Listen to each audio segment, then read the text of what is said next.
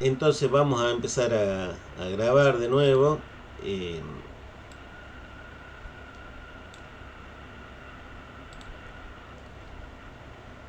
¿Qué es la evapotranspiración? Por un lado, la evaporación es un fenómeno físico, ¿no? La transformación, el paso de estado, la evaporación, del estado líquido al estado gaseoso. Y eso se hace por medio de aporte de energía. O sea, si vos tenés agua a 100 grados centígrados con 540 calorías, podés evaporar determinada cantidad, un peso determinado estándar de agua. Creo que es 1 gramo para 540 calorías o algo equivalente, ¿no? Y para si el agua estuviera a menos temperatura, con más energía, 600 calorías, puede lograr también evaporar. Estamos hablando de una superficie libre que está sometida a esta energía para provocar la evaporación. Y la otra cosa que hace falta para que, aparte de la energía, hace falta un gradiente de concentración de vapor. Está claro que cuando estamos bien cerquita del agua, tenemos mucha humedad. Hay en contacto prácticamente con el agua, en esa primera capa límite, está cercano al 100%. Pero inmediatamente el ambiente es más seco una vez que te alejas del agua, la superficie del agua, ¿no? Y obviamente cuanto más seco es el entorno respecto a la superficie del agua, más va a evaporar. Ejemplo, en La Rioja, una pileta pelo pincho puesta en su casa y llena, al otro día pierde de 12 a 15 milímetros en un día completo de sol. Entonces, y esto ustedes lo saben, ¿por qué? Porque si han tenido la pileta, ven que a los 2 días, 3 días, ya le tienen que agregar agua, ¿no? Porque fue bajando y se hace notable la pérdida de nivel. Ahora, si lo tenés en invierno y baja 1 milímetro nomás por día, casi te digo que no lo puedes medir. Baja 1 milímetro, 2 milímetros, o sea, cuando cambia la temporada, también cambia la evaporación, ¿no? ¿Por qué? Porque hay menos energía, etcétera. En cambio, la transpiración, si la evaporación era un fenómeno físico, la transpiración es un fenómeno, eh, vamos a decir así, que tiene que ver con los organismos vivos. ¿Quiénes transpiran? Los humanos y las plantas. ¿Y qué hacen? Ceden agua para mantener el equilibrio térmico interno.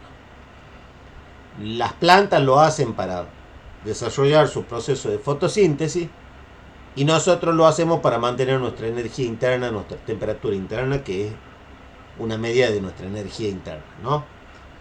Entonces, como nosotros transpiramos, estamos perdiendo agua y bueno, y ustedes verán que su profesor acaba de reponer agua porque el hecho de hablar constantemente me provoca pérdida de agua, ¿no? Estamos con días bastante secos, ¿cierto? Quizás no hay tanta radiación solar, no hay tanta incidencia porque ya el sol es de otoño. Entonces, todos saben en qué inclinación tiene el sol actualmente, ¿cierto? Al mediodía en La Rioja. Voy a, voy No, a, pero fac- voy a facilitar la pregunta. El 21 de marzo, 22 de marzo, en el equinoccio de primavera, ¿qué inclinación tenía el sol al mediodía acá en la ciudad de La Rioja? Perpendicular. No, si estabas en el trópico de Capricornio, Ah, bien. ahí lo tenías perpendicular.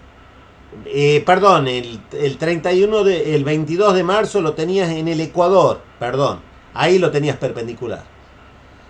En La Rioja, como estás a latitud 30, lo tenías inclinado justamente 30 grados de la vertical, porque estamos en latitud 30, en el equinoccio. Ahora, si nosotros nos vamos ¿y por qué latitud 30? La Rioja está en latitud 30, 29,6 más o menos de latitud sur. Vamos a pensar 30 grados como una medida estándar, para decir así, o fácil de recordar.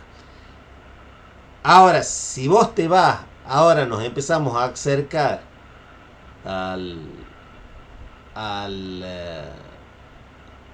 al invierno, al solsticio de invierno,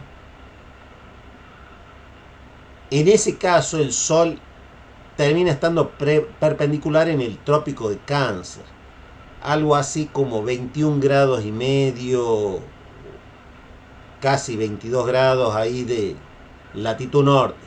Significa que a los 30 grados nuestros hay que sumarle todavía 20 grados más y eventualmente está como a 52 grados de inclinación. O sea, está bastante. Miren que eso es al mediodía. Aproximadamente entre la 1:20 y 1:30 de la tarde para la hora local nuestra. Acuérdense que la hora local de Argentina coincide con el meridiano -3 que pasa por el Océano Atlántico. No pasa ni siquiera por Buenos Aires, ni siquiera por Misiones, para decir lo más al este que hay del país, ni Mar del Plata. No, el meridiano -3, que sería el meridiano... el -3 es el de 45 de longitud oeste, ¿no?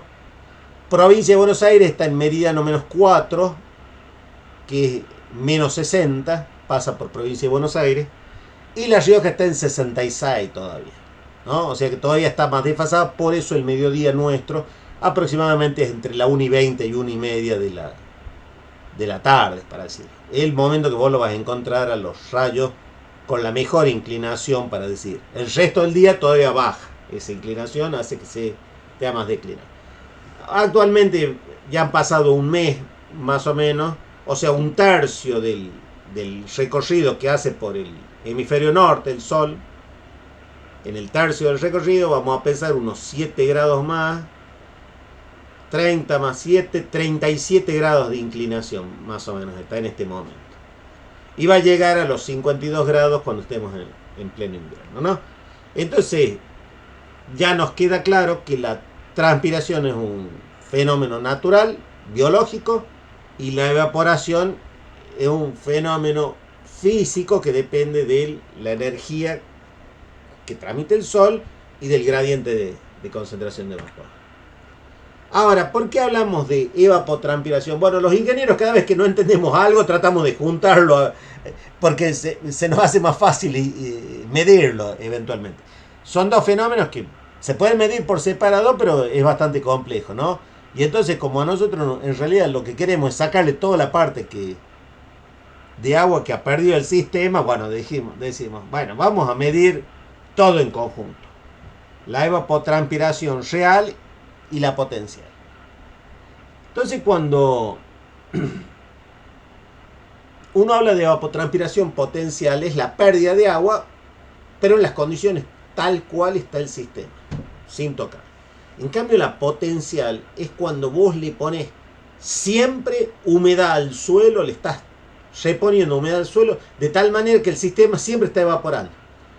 Le da el sol y evapora, le da el sol y evapora. Cada vez que, digamos, recibe energía, encuentra agua en condiciones de evaporar. Algo así como si vos regaras las plantas de tu jardín todos los días del año, cosa que yo sé que la mayoría de ustedes no hace, porque si no, ¿qué le pasa a las plantas si las riego todos los días? Nadie riega las plantas. Se pudre.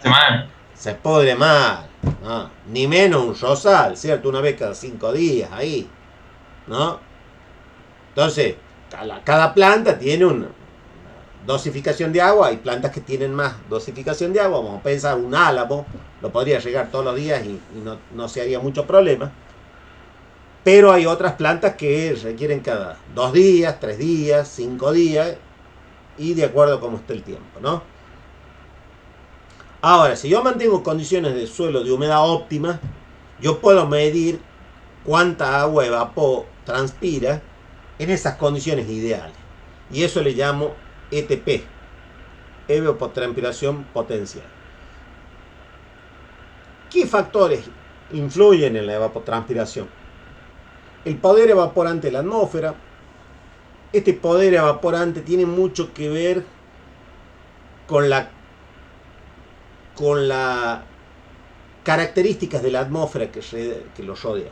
Una de las características más notables que yo he visto en evapotranspiración es cuando vos viajas a la cordillera. Yo los invito a que ustedes vayan a Vinchina, vayan a Hawái, intenten inclusive Laguna Brava, van a ver lo que es ahí la radiación, Dios mío. El poder evaporante de la atmósfera, vos dejas una gota de agua, se te evapora, pero miren, es una cosa, vuela, independientemente que la temperatura es fría. ¿Por qué? Porque la atmósfera ahí tiene un alto poder evaporante, ¿no? La radiación solar, obviamente, a mayor radiación, te das cuenta que cuando te vas en altura recibís más radiación, ¿no? Y más, te quemas más la piel, tenés que poner protectores solares. Esto para los que por ahí nunca han ido a la montaña, a la alta montaña, tengan mucho cuidado porque hay más radiación, ¿no? La temperatura, a mayor temperatura hay más evaporación. Esto sería contrario a la altura, con la altura hay menos temperatura. Pero todos influyen en su cuota de medida. Claramente La Rioja en diciembre, enero tiene un alto poder de evaporación el agua porque tenemos mucha temperatura, ¿no? Humedad, a menos humedad más evaporación. Obviamente a presión atmosférica, a menor presión atmosférica, más evaporación, ¿no? ¿Qué pasa cuando hay una superficie libre? Cuando digo libre, voy a poner el ejemplo. Saco la palangana, el balde de agua de mi lavadero y lo pongo en el patio, ese balde. Podrían hacer hasta la experiencia ustedes. Podrían medir la altura de la lámina del balde. No estaría mal, puede que incorporemos ese práctico. No estaría mal, ¿cierto? Que lo tratemos de medir, ¿no? Habría que ver, ¿no? Afectando mucho las condiciones, obviamente, de sombra arrojada por los muros y todo eso. Sería distinta para cada casa, ¿no? Pero sería más que interesante por ahí medir. Sacamos un balde de agua y lo medimos cuántos milímetros de agua pierde por día o por semana. Y vemos cuánto tarda, y bueno, en bajar esa agua, ¿no? Y lo podemos ir midiendo. Si podemos diariamente, bárbaro, y si no, con una cadencia tal que podamos medir esa cantidad, esa pérdida de altura de agua. Obviamente cuando la lámina es libre depende del poder evaporante de la atmósfera, la salida en el agua. O sea, a más salina, menos evaporación. Eso es como una autoprotección para las lagunas, como la Laguna Brava, que es muy salobre. Y la temperatura del agua, a más temperatura, más evaporación. La evaporación del suelo desnudo depende del poder de la atmósfera, eso ya vemos que siempre influye. El tipo de suelo, textura y estructura. Y el grado de humedad, ¿no? A más humedad, menos evaporación. Entonces, estas son las características, ¿no? La transpiración, en cambio, depende del poder evaporante de la atmósfera, el grado de humedad del suelo, el tipo de planta. Y ahí sí la tenemos que tener clara. Una de las plantas que más capacidad de evaporación tiene es el césped.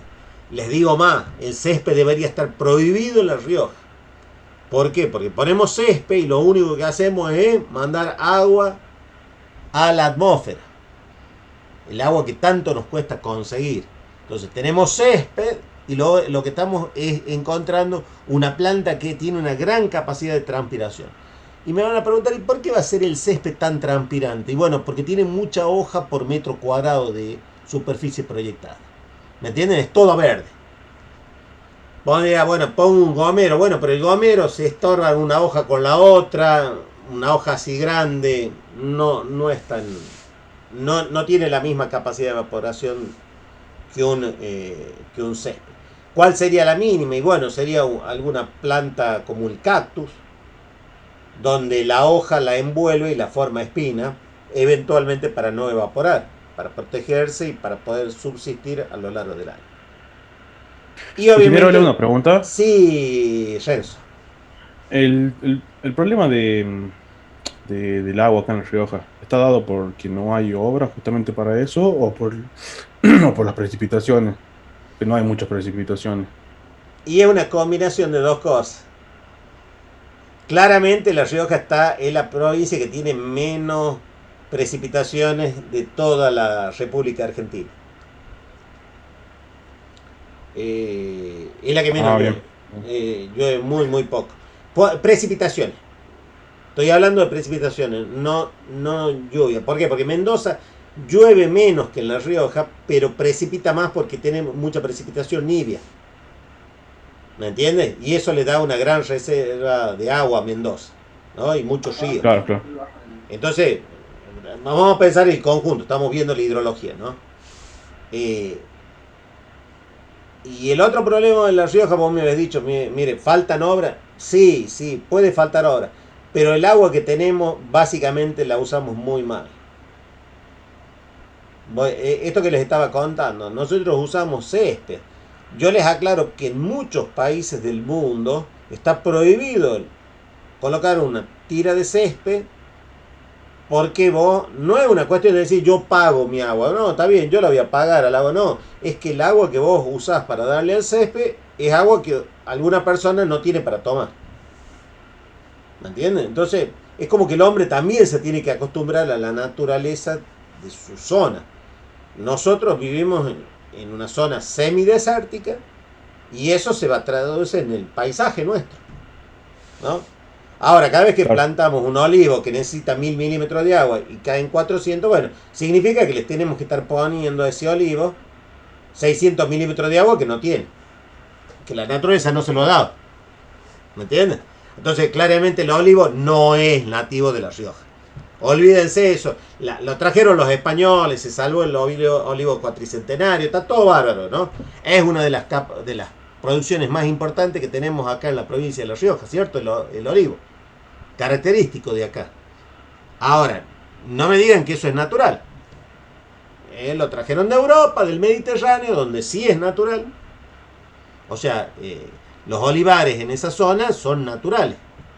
En toda la cuenca del Mediterráneo, ¿no? Y obviamente las variaciones también estacionales afectan, ¿no? Estábamos hablando de las plantas y estábamos hablando de La Rioja, ¿no? Y me salté de la idea, ¿no? Y para cerrar entonces, La Rioja tiene que racionalizar el uso de los pocos recursos hídricos que tiene y tiene que optimizar o mejorar la capacidad de captación de lo que tiene. Son dos cosas. Yo digo, bueno, no es que yo diga, no, consumamos menos. Les digo, no, consumemos menos o lo que nos hace realmente falta, captemos más. ¿Para qué? Para que podamos asegurar un desarrollo. Ustedes saben que sin agua no hay desarrollo, ¿no? Si me preguntan, ¿La Rioja tiene tope en la cantidad de gente que puede vivir? Sí, sí tiene tope. Está claro que tiene tope. O sea, en La Rioja, no piensen que en La Rioja van a poder vivir 1.000.000 de personas. Van a poder vivir 1.000.000 de personas si cada persona consume 100 litros por habitante por día. Cuando ahora lo hace a razón de 600 o 700 litros por habitante por día. Me siguen el razonamiento, ¿no?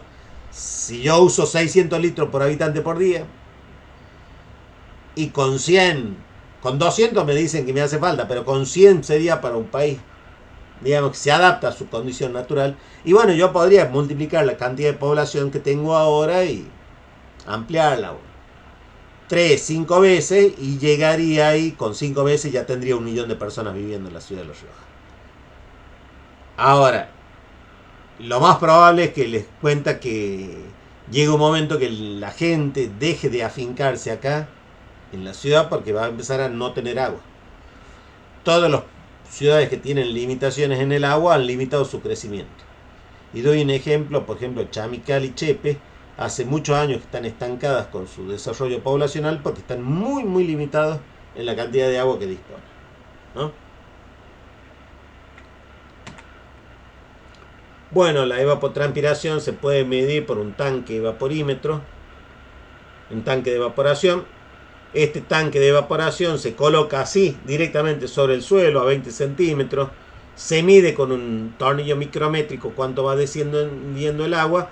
Y eventualmente se pone un pluviómetro ahí al lado, cerca, para medir cada vez que llueve cuánta agua le tengo que hacer un delta ahí de reposición de agua.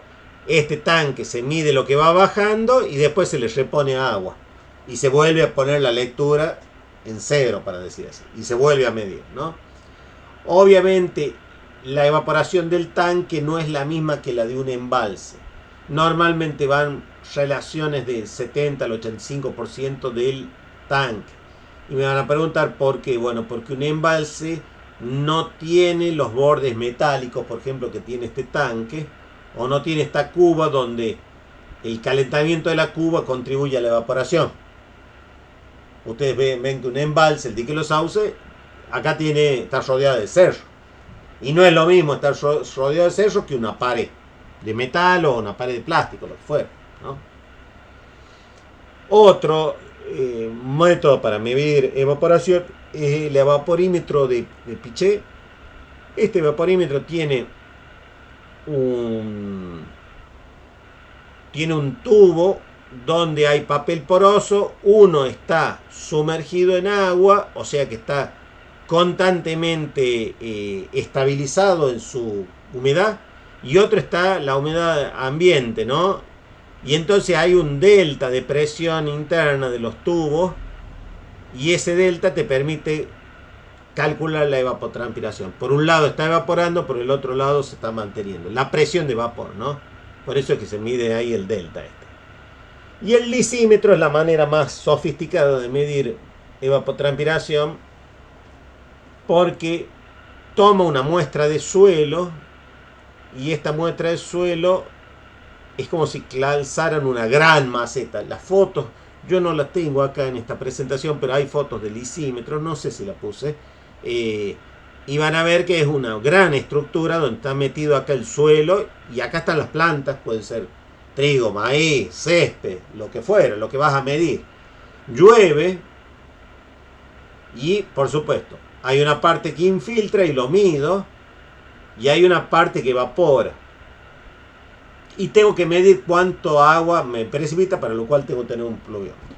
Hago todas esas cuentas, los más y menos, y tengo la cantidad de agua que va perdiendo por evaporación de la parcela de suelo, que ven que está aislada dentro de esta maceta.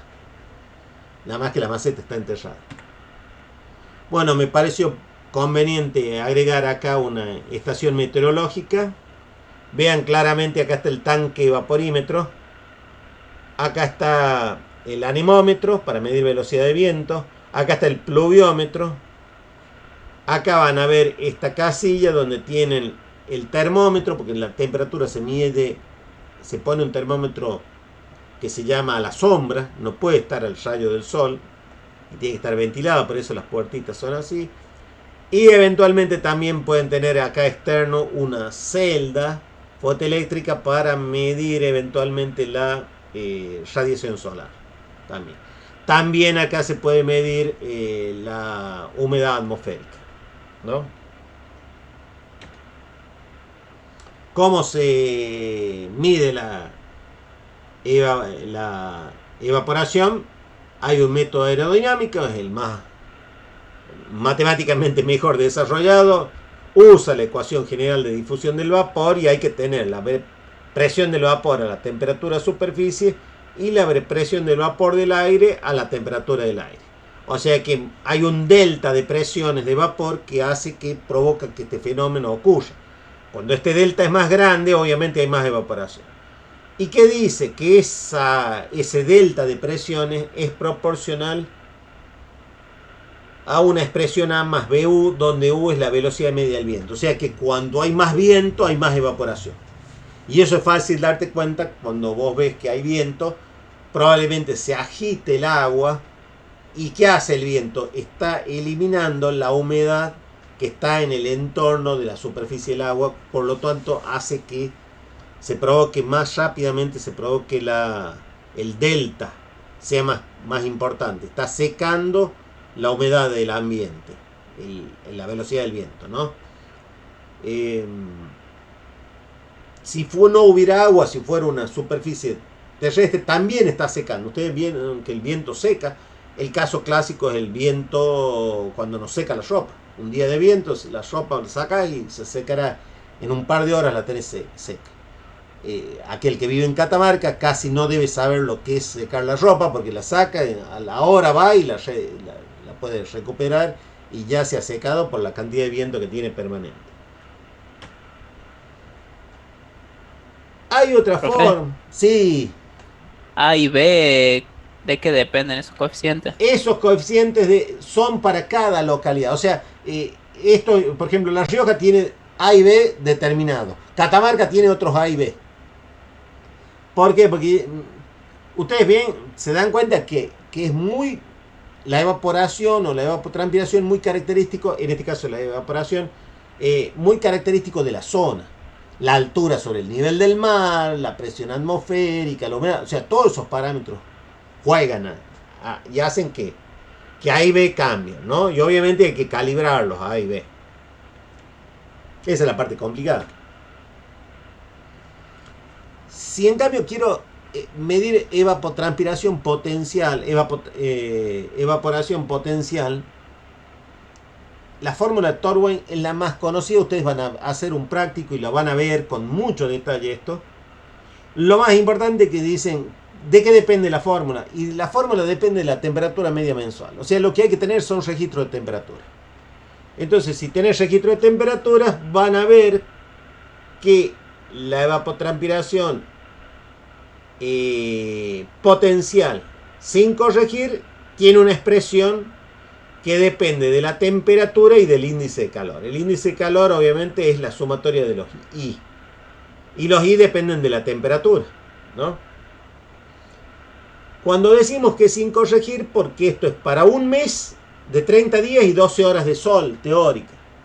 Ahora me van a preguntar, ingeniero, ¿y cuántas horas de sol tenemos ahora en abril? Bueno, ya lo vamos a ver en 2 minutos más, lo vemos cuántas horas de sol tiene la ciudad de La Rioja en el mes de abril, ¿no?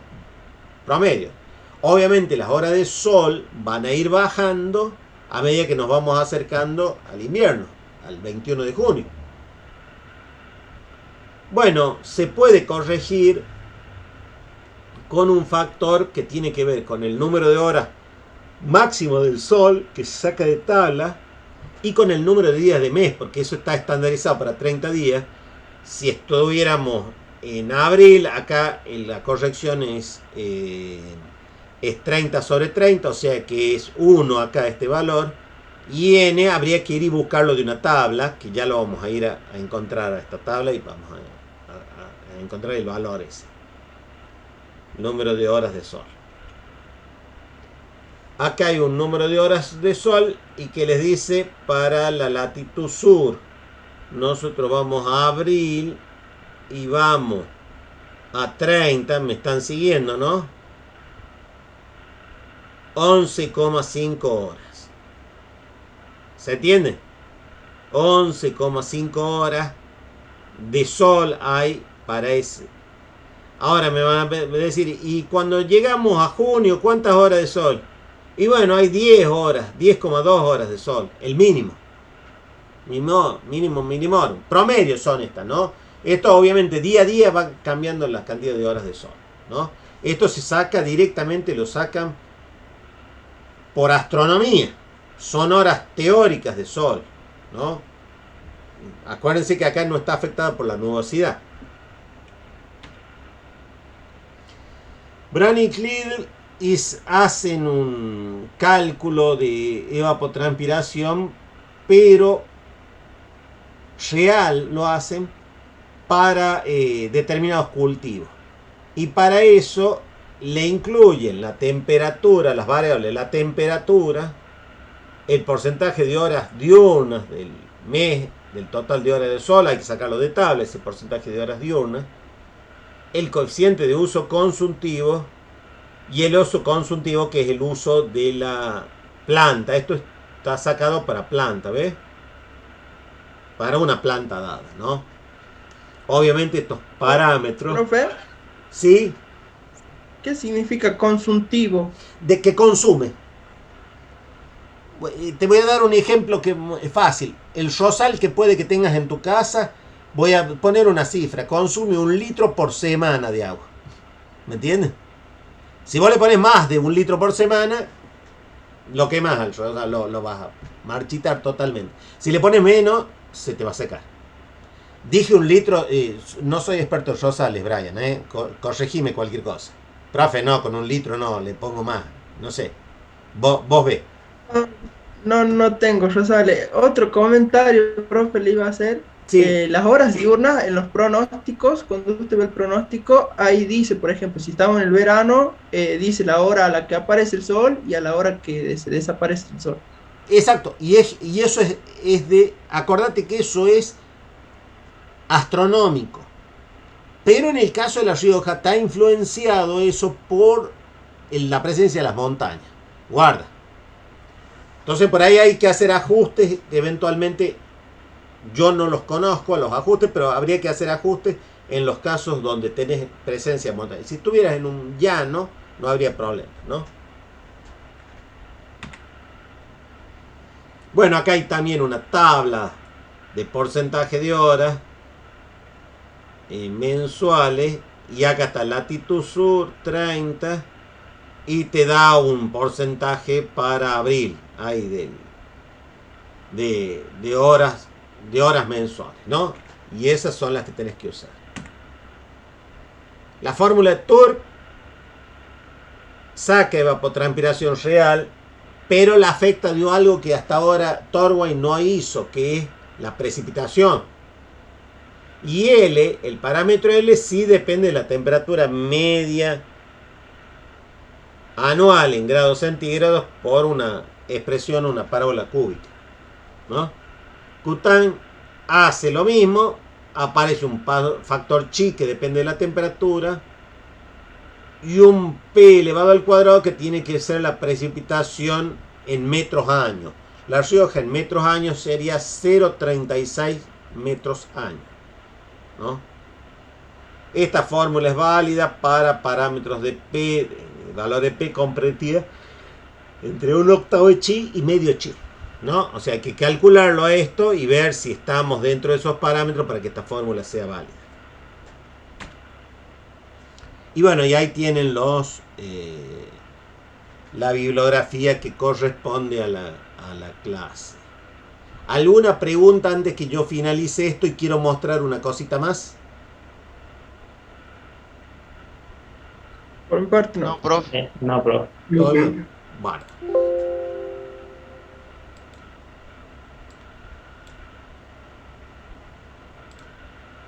Bueno, entonces yo voy a ver si... Fíjense si le está saliendo la emisión.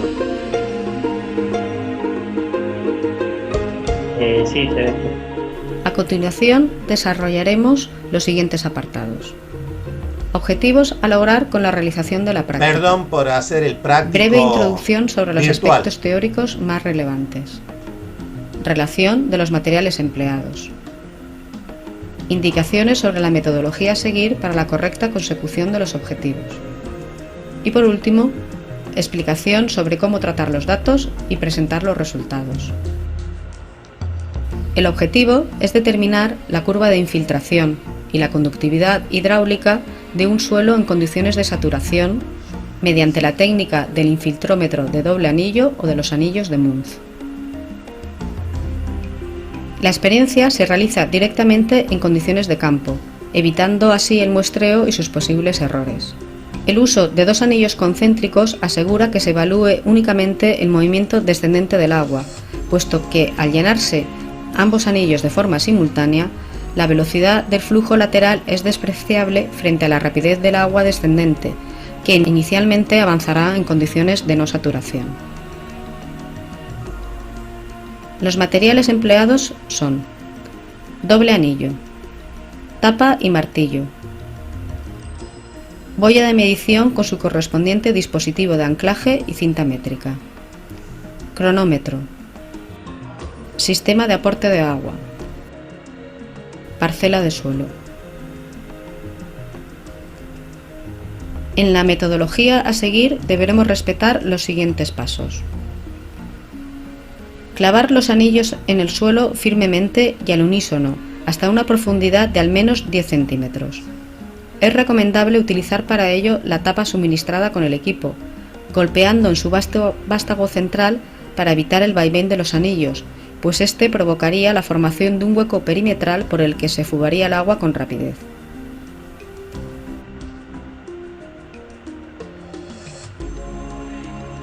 Seguidamente colocaremos el dispositivo de medida de nivel de agua, compuesto por una boya y una cinta métrica, y llenaremos los anillos, comenzando siempre por el situado en el exterior. Deberemos hacerlo con la mayor rapidez posible, pero en cualquier caso sin alterar la estructura natural de la superficie del suelo, protegiéndolo del impacto del agua si fuera necesario. A continuación pondremos en marcha el cronómetro, anotando el nivel del agua en ese instante y en intervalos de tiempo preestablecidos.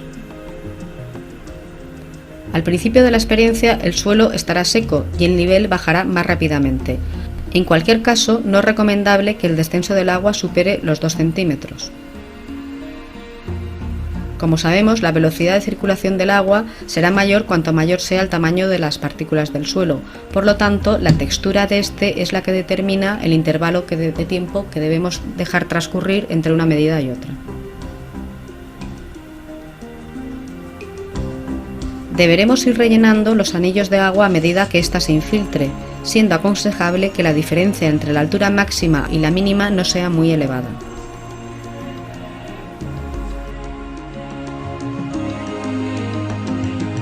Para obtener los resultados deberemos completar una tabla en la que aparezcan todas las medidas tomadas durante la experiencia. En la segunda columna se anotarán los tiempos correspondientes a cada lectura y en la tercera el nivel alcanzado por el agua en el anillo interior en ese instante. Restando a cada dato de altura el correspondiente a la lectura anterior, obtendremos los milímetros de agua infiltrados en el intervalo de tiempo transcurrido entre las dos lecturas, anotándolo en la columna número 4. Recordar que cada vez que rellenemos el anillo interior deberemos anotar la altura correspondiente al nuevo tiempo de partida. La tasa de infiltración, expresada en milímetro hora en la última columna, es la relación existente entre la cantidad de agua que se infiltra y el tiempo que se emplea en hacerlo. Cuando a tiempos de lectura iguales le correspondan descensos en el nivel de agua iguales, se habrá alcanzado la velocidad o tasa de infiltración correspondiente al suelo saturado, permaneciendo constante hasta que el agua alcance un horizonte subyacente de características hidráulicas diferentes al horizonte superior. Con los datos de tiempo y tasa de infiltración elaboraremos la curva, obteniendo así la conductividad hidráulica del suelo saturado. Bueno, estaríamos entonces terminando con nuestra clase.